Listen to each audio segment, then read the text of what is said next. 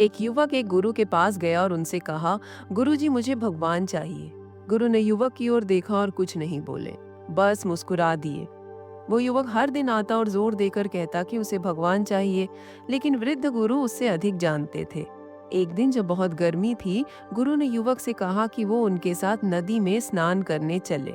युवक उत्साह से नदी में कूदा और गुरु भी पीछे गए। लेकिन जैसे ही युवक पानी में उतरा, गुरु ने उसे पकड़कर जबरदस्ती पानी के अंदर डुबो दिया। युवक संघर्ष करता रहा, छटपटाता रहा, लेकिन गुरु ने उसे कुछ देर तक नहीं छोड़ा। फिर अचानक उन्होंने उसे छोड़ दिया। जैसे ही युवक पानी से बाहर आया, उसने जोर से सांस ली। गुरु ने मुस्कुराते हुए पूछा, जब तुम पानी के अंदर थे तब तुम्हें सबसे अधिक क्या चाहिए था? युवक ने तुरंत जवाब दिया, एक सांस। क्या कभी भगवान को इस तरह से चाहा है? यदि तुम इसी तरह भगवान को चाहोगे तो तुम्हें एक क्षण में ही वो प्राप्त हो जाएंगे।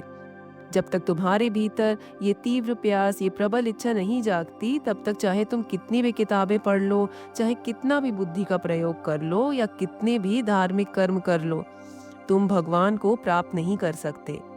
फिर गुरु ने आगे कहा, मान लो एक चोर एक कमरे में है और उसे पता चलता है कि अगले कमरे में अपार सोना रखा है और उसके बीच केवल एक पतली दीवार है।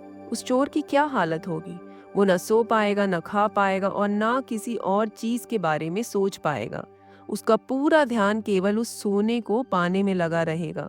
क्या तुम सोच सकते हो कि यदि इस संसार के लोग वास्तव में ये मान लें कि भगवान ही आनंद, शांति और कृपा का भंडार है, तो वो उसी प्रकार उन्हें पाने का प्रयास नहीं करेंगे? बाकी लोग अपनी राह चलते रहते हैं, लेकिन जिसने ये जान लिया कि इस संसार से कहीं ऊंचा जीवन है, वो उसे पाने के लिए सब कुछ छोड़ने को तैयार हो जाता है।